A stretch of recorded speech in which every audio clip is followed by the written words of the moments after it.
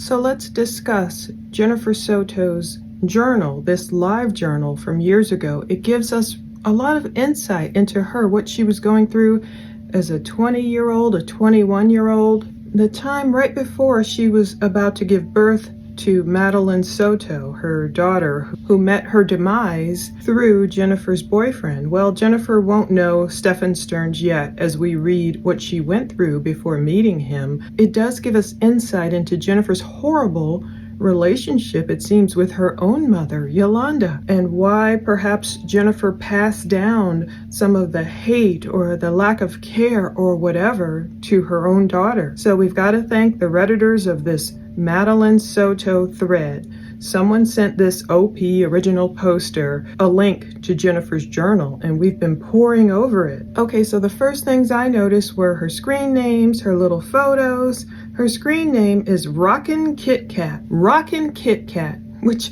kind of lets me know where her mind is at. She has a rocking Kit Kat, I guess she presumes. Anyway, this journal was created way back on January 24th of 2004. However, it was last updated apparently February 22nd, 2010. And it shows Jennifer's birth date, March 2nd. It doesn't say 1988, but we know that's her birth date. So she's around 20 when she starts posting. The location is Flushing, New York. And it even had a link to her MySpace, Mi Espacio. I don't know if that's how you say it, but of course, the MySpace isn't there anymore, unfortunately. Her bio says, indecisive, loving, and amazing. That pretty much sums me up. That pretty much sums me up, Jennifer says. But another subtitle is, living is easy with eyes closed. Boy, doesn't that seem so insightful about what's going on with Jennifer now. It's easy to live if you put on blinders and you drug yourself out and you try and not pay attention to everything going on around you, no matter how horrible. And again, it did give me a little bit of, understanding of Jennifer when she talks about her mother is going to say, don't come back here. I'm like, wow. Ooh, no wonder Jennifer treated Maddie the way she did. But let's start from the beginning. I think some of the entries are private, but the ones we can get to start on January 20th, 2009. Jennifer's getting political. Ginny Poo, as one of her screen names says. It's 11:40 a.m., I presume, that day President Obama is being sworn in, inaugurated. It's funny how we can flash back to where I was. Yeah, I was in a hospital room with my loved one that day, watching Obama being sworn in that day. But Jennifer was writing, today I'm proud to be an American. We're making history today for having the first African American president in the United States. It feels like November 4th again. Thank you, Barack Obama, for this hope you're giving us all. So I think she means hope you've given us all. A little smiley face, no comments on that one. Now, on February 2nd, 2009, Jennifer wrote, baby, if it's our fault, maybe I can meet you in the morning. I'm not sure if that's a lyric or a song lyric or something. She wrote, I've only been here for a month, and this is exactly what I needed. I needed this break, a break from life and responsibility, and from all of this, I've gained clarity. I feel like I'm ranting while high, but I'm not, I swear.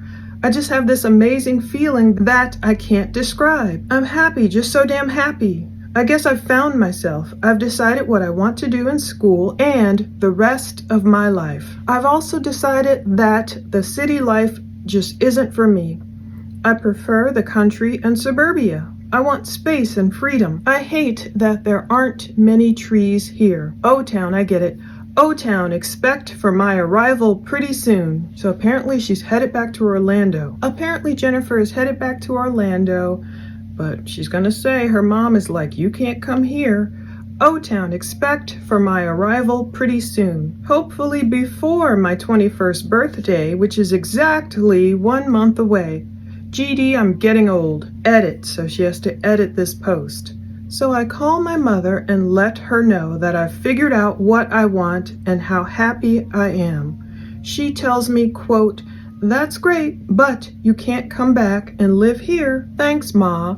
Hopes and dreams totally crushed, kind of like a sad face. So don't expect me anytime soon. Now Jennifer's going to rant and rave about her mother eating a steak in front of her and her trying to make weight to get into the military and all this stuff too, so stay tuned for that. But this is the part that made me feel a little bit sorry for Jennifer. We heard her in that previous transport video talk about living in New York briefly, but it wasn't for her. She was like tired, she was working during the day, going out at night. It wasn't her thing. She told the cop. She told the detective she just wanted to come home and sleep. So it sounds like it's around this time. She moved up to New York. Perhaps I think she's living with her dad, like we've heard baby daddy Tyler talk about. She was living with her dad, and Jennifer's going to mention Tyler in here too. But Jennifer was living with her dad, apparently, I'm assuming, or she was either on her own and working, trying to move back to Florida because the city life just wasn't her thing. Her mother's like, that's great, but you can't come back and live here. Ooh, what a punch in the gut. Now, I know this will be controversial.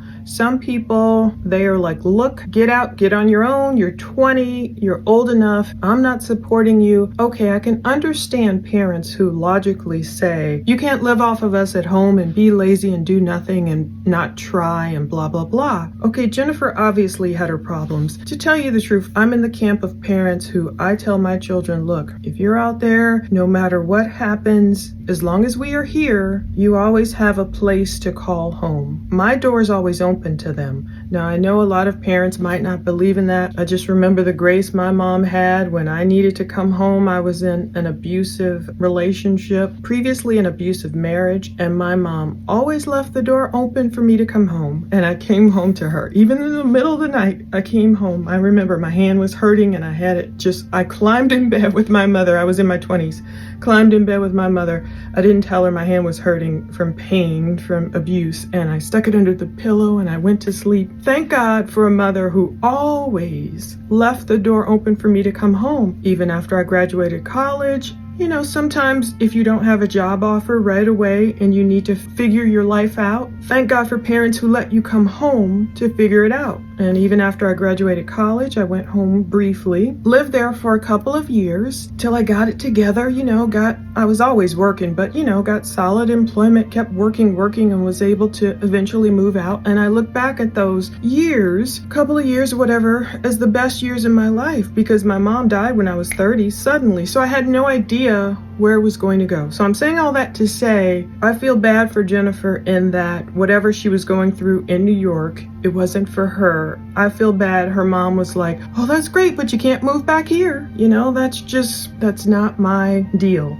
I always feel like if you got it, I got it. We're a family. Let's all look out for each other. Let's all support each other until whomever needs to get back up on their feet. Not some adult child trying to take advantage of his parents like Stephen Stearns is obviously doing, or obviously did, or is still doing. But in this instance, I don't know, why couldn't Jennifer's mother let her come back home? That's all I'm saying. Well, we do have comments on this post. Her friend Michelle was like, what the F? Your mom won't let you come back? Also, what is it that you want to do with your life? I miss you. Jennifer said, yeah, she pretty much said it wouldn't work out if I came back, which is true. We'd fight a lot and such. And I can't afford to move back into my own apartment. I need to save money for school.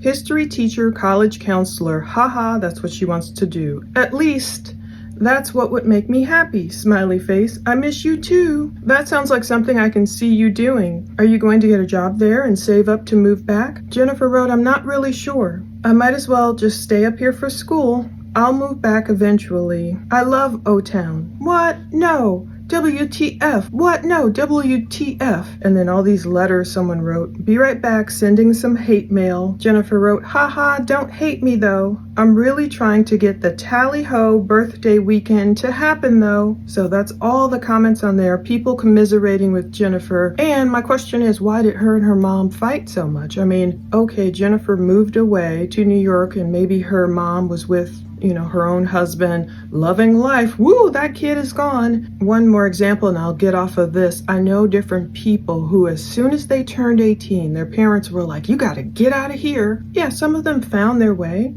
perfectly successful today. Maybe it was helpful in certain instances. I just don't believe in the once you turn 18, get the hell out of my house. I don't believe in that philosophy. With all these true crime cases, you see what can happen to younger people if they're just out on their own and they're not ready, and maybe they get desperate, and maybe they are depressed. Maybe they're going through certain things. They might not be a lazy person. Like I wasn't a lazy person. Sometimes we all need in life just a little bit of help, a boost, and we will launch by the grace of God. So rant over, but I don't agree with that. And maybe there's a deeper issue about why Jennifer and her mother argued so much. Did Jennifer experience her own abuse? What happened between their relationship where they couldn't even live together? Like if Jennifer would have just come home for a year, saved up, and then been able to afford her own place, would that have been so horrible? Let's move on. February 19th, 2009. Jennifer wrote, totally relaxed and listening to the Beatles. Speaking of the Beatles, I've decided that when I do have children, they'll be named after Beatles songs. So she was thinking of children, of girls. She's going to talk about all these girls' names. Now, sometime this year, 2009, she's going to have that encounter, as Tyler called it, with him. And I believe she describes it in a December post where she talks about going to Miami. Is that where the Marines ball was held? As an almost 21-year-old, Jennifer may not have expected to be having a baby pretty soon. She said when she has children, they'll be named after Beatles songs. Jude, hey Jude, love that song. Lucy, Lucy in the Sky with Diamonds. Prudence, I don't really know that song. I have to ask my son. He's a huge Beatles fan. Sergeant Pepper, so Pepper would have been a child's name. Michelle, gotta love that song. Eleanor Rigby. Penny Lane, whew. I think of that movie Almost Famous every time I hear that name song. Mackenzie, oh, I didn't know that was a Beatles song. She wrote, can you tell I want girls? Smiley face. Not much has gone on in the last couple of weeks. I've decided to move back home. I'm doing this whole Orlando, Tally, FSU move. So she's moving from what? Orlando to Tallahassee to Florida State University? Florida State University is in Tallahassee. I went to school at FAMU in Tallahassee. She wrote, I think I've got it figured out. Whatever. Don't know when the permanent move will be. Before May, for sure. I'll be home Saturday to visit, the 21st through the 4th. I was excited to come home, but plans seem to be effing up already, per usual. I might extend my stay until the 9th so I can spend my sister's birthday with her in Miami. I miss her so much. I'll be spending my birthday at home. 21. Geez, I feel hella old. So she feels old. Her friend wrote, I love that I have a Beatles song after my name. Can't wait to see you. Call me up so we can make some plans. I love that song. Michelle, my belle. Oh, and then Jennifer writes it. Michelle, my belle. Well, how about I-bar? Or is it L-bar? Friday the 27th. We'll chill before then too, but check Nick's schedule to see if you can go. So it's just young people trying to get their plans and their lives together, and Jennifer's looking forward to turning 21. She wrote Scatterbrained on March 17th, 2009. So this is St. Patty's Day. I don't know where she is. She wrote, I'm starting to get quite irritated at myself for not being able to make a decision. I don't know what I want. Therefore, no decision shall be made soon. F&A, I hate having so many options on my plate. I'm a dreamer. I just wish I was more of a realist. You know, she's young and just trying to figure out what to do with her life. She's going to talk about dropping out of college. She's going to quote Kanye, I love Yoshi, and I'm not lying, you whore. And she has a heart. And someone wrote, LOL, you nerd. And she wrote back, well, you didn't believe me. This is how I prove my love on the interwebs. Smiley face. Now, she wrote something very sad in Spanish, so I had to translate it from Spanish to English. Nunca me ha sentido tan sola como ahora. Estoy en una jaula. That means I have never felt so alone as I do now. I'm in a cage. I'm in a cage. Wow. She wrote, I've decided I'm going to speak/write more Spanish. I need to correct it and expand my vocabulary. I also need to figure out where to put the accents. Yep, that's it. And so it was kind of like a cry for help. I mean, I've never felt so alone as I do now. I'm in a cage? And that was like a cry for help, but she wrote it in Spanish. Her friend wrote, yeah, I suck at accents. Jennifer said, I can do the squiggle over the N, cause the sound is obvious. But over the vowels? Geez, haha. And I hate that there's so many ways of conjugating an effing word, haha. At least our mamas taught us well. So she does give her mother credit there. Jennifer's mother gets credit for teaching her Spanish. You can start by correcting tiguran, LOL. Shut the F up. Hater, that's the conversation there. Now, Jennifer wrote on March 23rd, 2009. I don't know what she ended up doing for her birthday. I realize we're past it now. Maybe she posted more privately. She wrote, last night was fun. Adventure and tacos in Spanish Harlem with Steph. So I guess that's her sister Steph, I'm assuming. Party and my first real game of beer pong. And I won. Oh, got drunk too, which never happens. Had a boy hold my hand, freaked out, and left. Haha. What the hell was that about? So just some friends. All in all, a great night. It'd be interesting to juxtapose this against like Stefan Stearns on Twitter talking about what do you do? Something like you get messed up and you chug a vitamin water and wake up and do it all over again, before they even met. So Jenny Poo, rockenkitkat wrote on April 9th, 2009, it snowed yesterday. Today was 60 degrees and wonderful. What is it with this wacky weather? So is she still in New York, I'm assuming, if it's snowing? Well, anyway, Andy, Tony, Buddy, and I had a Colombian picnic at Flushing Meadows Park. Yep, that sounds like New York. Empanadas, Colombiana, sandwiches, and cookies. Lovely, but now I feel like a fat ass. I'm happy, so happy. I moved back to Florida in 15 days. I start school May 11th. Things are starting to look up. Pics soon. Okay, April 10th, 2009, Jenny Poo wrote, Kanye can explain this better than I. I wish I knew the rhythm and the rhyme and the cadence of this song so I could rap it, but I was kind of listening in my Kanye head voice. Man, I promise, she's so self-conscious. She has no idea what she's doing in college. That major that she majored in don't make no money, but she won't drop out. Her parents will look at her funny. Now tell me that ain't insecure. The concept of school seems so secure. This must be his college dropout album, I'm assuming. Sophomore 3 years, ain't picked up a career.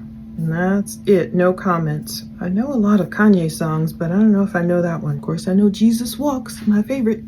Jenny Poo wrote, I just want to be loved, damn it. This is May 1st, 2009. There, I said it. That was it for that one. So she's reaching out into the ether. She wants to be loved. May 20th, 2009. Jennifer wrote, I am officially a college dropout.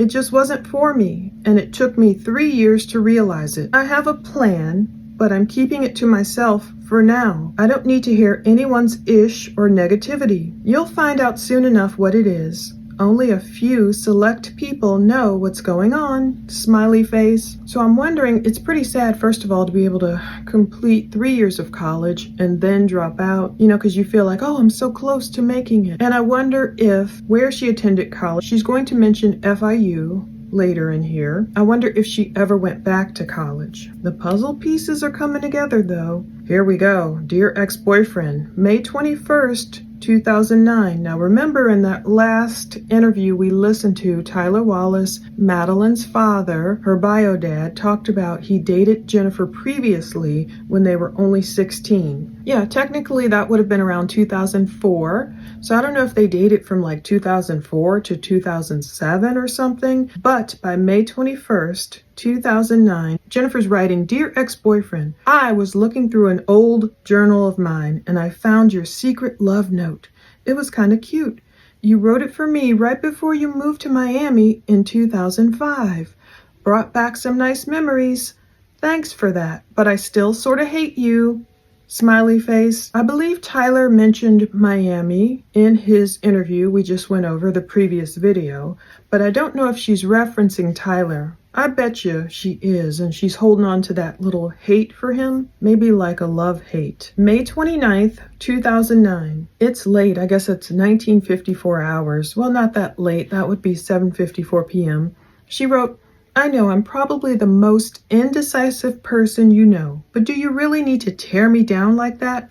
F. I've decided I'm doing this for me, and all you do is spread your negativity about it. This is for her mom. Whew, here we go. I'm on a strict diet because I need to make weight by Tuesday. You know this. So what do? Make effing steak and tell me how delicious it is. Don't you want this? Yes, I effing do. Why the F would you shove that ish in my face? Which with a B? Also, you telling me I'm going to fail does not make me feel any better. This is why I moved out in the first place. This is how you are, and I can't stand it. Thanks, Mom, for not being there for me when I need you the most. What am I talking about, really? I've decided to join the U.S. Navy, and she wants me to fail. Thanks for being number one, Mom. But you know what? I'm doing this for me, to better myself, and I will prove you wrong. I can do this. It'll be made official on Tuesday. Ooh, that's a mouthload. I've got a lot to say about that. First of all, Jennifer doesn't know, I think, a lot about weight loss. She's on a strict diet. If her mother's making steak in front of her, if it's just like steak made, broiled or whatever, Jennifer could eat that steak and lose weight. I know because when I used to do fitness competitions and, the bodybuilders would be there and everything, and they do, the pre-thing in the day where you show off your body and they see who's going to be what rank. And you can literally go out to lunch, like my trainer would eat a steak and he would lose weight from eating a steak from morning to the nighttime competition. So the steak can literally, depending on how it's prepared, help you lose weight, not gain weight. It's good protein, especially if it's lean protein. But anyway, I don't like that she's saying her mother did this and is like tempting her, and if it's all true, putting it in front of her face and is like, don't you want this? And maybe her mother didn't want her to join the Navy, and maybe that was her mother's way, instead of saying, Jennifer, I love you, or I don't want you to leave me, or the Navy might be too dangerous, or whatever was happening here. It's sad if this is true that her mother would do this to her. And it's sad if her mother really told her she was going to fail. Now that's bad. We've got 2 strikes against her mom here, like, you can't come back here. Although I know some people won't consider that a strike, because some people are like, look, you got to give them tough love. They got to be out there on their own. They've got to figure out how to make it on their own. And sometimes that truly works. Sometimes it doesn't. It's scary out there. Secondly, her mom hopefully did not say, yeah, I want you to fail. I mean, that would be pretty jacked up. The comments, what the F, the Navy? That ish is hard, Jennifer. Damn, I hope you reach your goal, but be careful. What weight do you need to be able to join? When are you leaving? Damn, we need to hang out. Jennifer said, for my height, 149 pounds. So we know she's pretty short. She said, I'm only 4 pounds away from it. I don't know when I'm leaving yet. They said the earliest I'd ship out was October, and we do need to hang out, dear. Isn't it crazy how this parallels Stefan's story?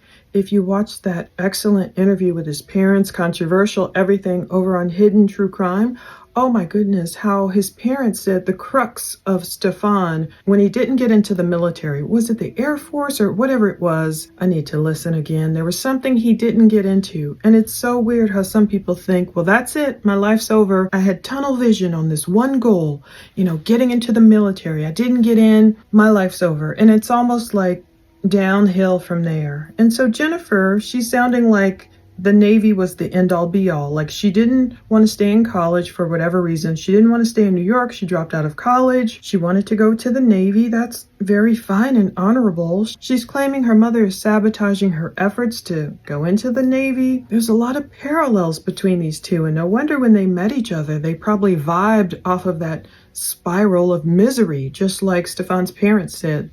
They both kind of spiraled down. And they probably met each other like, yeah, I tried to get into the military too, and blaming others for their failures. Anyway, Jennifer wrote on May 30th, 2009. She lost someone, 12:38 a.m. Rest in peace, Catherine Lee. I love you.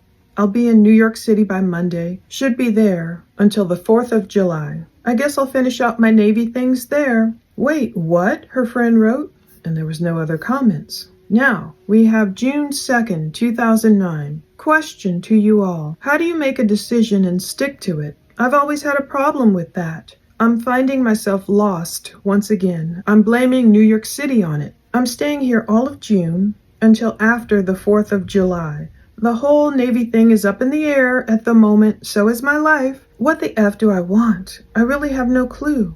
I'm once again looking into schools here in New York City, New Jersey. Kathy's viewing is tomorrow and her funeral on Thursday. I really miss her. Her friend wrote, yeah, the only thing that's made me stick to decisions is popping out a baby. And since I don't think you're doing that anytime soon, I don't know what to tell you. How about doing some volunteer work? Random stuff. Maybe you'll figure it out through that. So we don't see that Jennifer answered that one. Oh, this one's a trip. Guest etiquette. So we're all the way in September 20th, 2009. Jennifer wrote guest etiquette. I've had visitors this weekend. It's been all good and fun, but I've noticed just a couple of things that have me completely pissed. Number 1, dishes. Do them. I am not your maid. Number 2, what the hell gives you the right to use my loofah? I smells like manly body wash. Not mine. She probably meant it. And this is gross. 3, this has me boiling. Jizz in my towels. What the F? I know that's what it is because I asked and they told me straight up. Seriously? You think that's appropriate to jizz in my brand new towels I just bought? I don't know what you effing have. Even if I wash them, I'm going to be freaked out about it. Yeah, I just throw them away, the towels. Yeah, I won't be inviting them up for a while. I'm just super effing pissed. Okay, so someone, a serial killer as it were, responded. Number 1, I just wrote a whole rant about this one this very week. So that's about the dishes. 2, no. What the hell gives you the right to use my loofah? And 3, oh, what the F? Seriously? About the towels and the. The last guest I had that will never be allowed back left fried chicken grease on my keyboard. Oh man, I was not happy. Jennifer wrote, yeah, seriously, they thought it was hilarious. I called them out on it and just started laughing. Ha, at least it was chicken grease and not jizz. Ew, that is pretty gross. Now we're moving on to December 21st, 2009. Remember how Tyler just told us in his interview that he had a second encounter with Jennifer in 2009?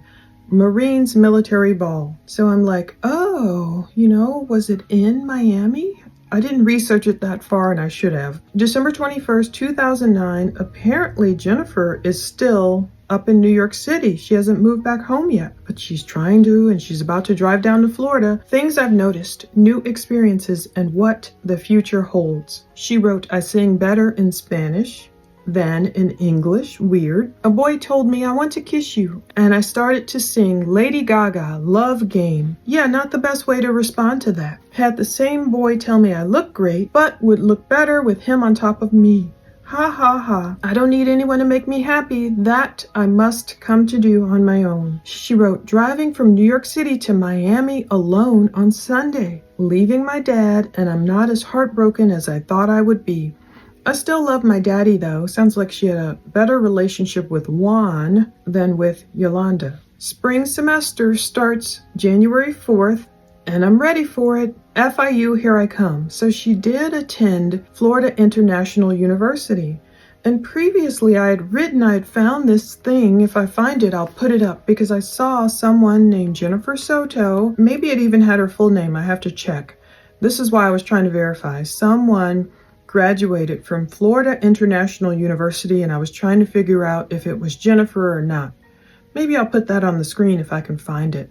So I still don't know if that was the same Jennifer Soto, but she did attend FIU, Florida International University. She wrote, spending New Year's Eve in Orlando with Andrea, Tyler, and blank. I don't know who the blank was. Might be others.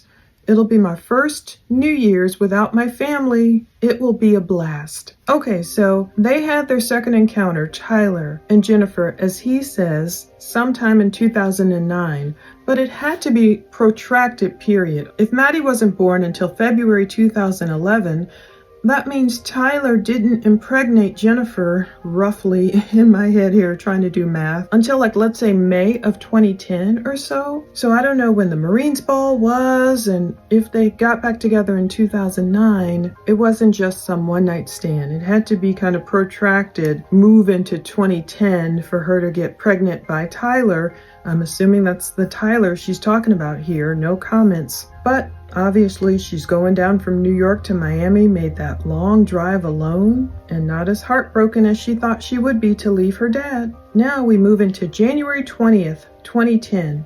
Spring 2010. My first semester back after a year. So far it is okay. My roommates are super CUNTS, but whatever. I can handle them. Okay, Jen. The only thing that came as a super shock and I'm really excited about is that I got accepted to do a study abroad program in Paris. Ah, my dream. I'll be taking an art history class for a month. I'm thinking about traveling around for 2 weeks after the program is done. I hope I have the funds. Right now, this is all riding on a loan. So that would be cool if she could have studied abroad in Paris. That's it for now. Back to my homework. F. No comments there. Now we have January 21st, 2010. I would seriously les out on Katy Perry, Zooey Deschanel, a lot of guys like her from that 500 Days of Summer movie, Penelope Cruz. And no comments there. February 19th, 2010.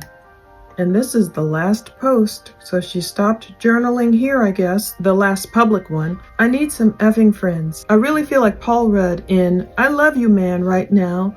I've always believed in having a few but very close friends, quality over quantity. I agree with that. Too many friends can spread you too thin. Seriously, who has the time to deal with way too many friends? I know, I feel that same way. Lately, I felt like the few friends I do have are way too busy for me or just live really far away. We all went to different colleges, moved out of state, and some out of country. It just sucks when some of the most important people in my life live so damn far. My dad, my man, now who's she calling her man here in February of 2010? Is her man Tyler? And is Tyler dating Tatiana right now, or is he just off in the military? One of my besties? Geez, the few friends I do have left in town are now with their significant other, married with babies, etc. Okay, cool. We all do grow up and do the grown-up thing, but damn, don't effing ditch me. That's probably my biggest pet peeve, being ditched by friend for their spouse or boyfriend. Christ, you see the man every effing day. I see you once in a while. Don't cancel out on me. I came home mostly to see you, but fine, whatever. And so now I'm at home in my room watching Ishi HBO. I've been needing a drink since 2 p.m. and this house is dry. Damn it, I need new friends. And that was it. Very sad. Make sure I didn't miss anything over here on Reddit because I feel like they talked about something. They were saying something about her dad, what he didn't pay for or how much he did pay for. Yeah, I don't see that part. So wow. Whew. Romans 2:11, for God shows no partiality, no arbitrary favoritism. With him, one person is not more important than another. That gives us even more insight into Jennifer. We see the generational trauma, her messed up relationship with her mother. I'd love to know more about why that was so messed up. What was going on there? How it kind of translated down to Maddie. So Jennifer was very lonely. She needed friends. She wanted friends. She's reaching out. She wanted love. She mentions Tyler, so she stopped blogging, but she got pregnant sometime in here with Maddie, and obviously she maybe felt, maybe it was unexpected, maybe it was planned. She had Maddie. Maybe she felt, I don't know, all her friends were ditching her and having babies and paying attention to their significant others, so maybe she thought, okay, let me just have a baby and do the same thing, or did she think it would bring Tyler permanently into her life, and it just didn't work out that way. I don't know, but thank God for this person on Reddit getting the post, because every little bit of information gives us shades and nuances, just like I was thinking with Brian Koberger when Hidden True Crime found his journals and all of that. I applaud this person for finding Jennifer's journals, because every shade of it gives us insight into why a person acts potentially the way they do. This is very fascinating. I've linked to all of it below, and we will still keep up with as much evidence as we plan to go over in this case, trying to see the life, why Maddie ended up being the brunt of all this mess. It's sad. Something might be unfolding for years, like the Bible says, the wages of sin is death, and how all this in Stefan's life was unfolding, and Jennifer's life was unfolding, and how it all came to a head, and unfortunately Maddie paid the ultimate price. But justice is still coming her way. We watch and wait every day. Thank you so much for watching, and stay tuned for more.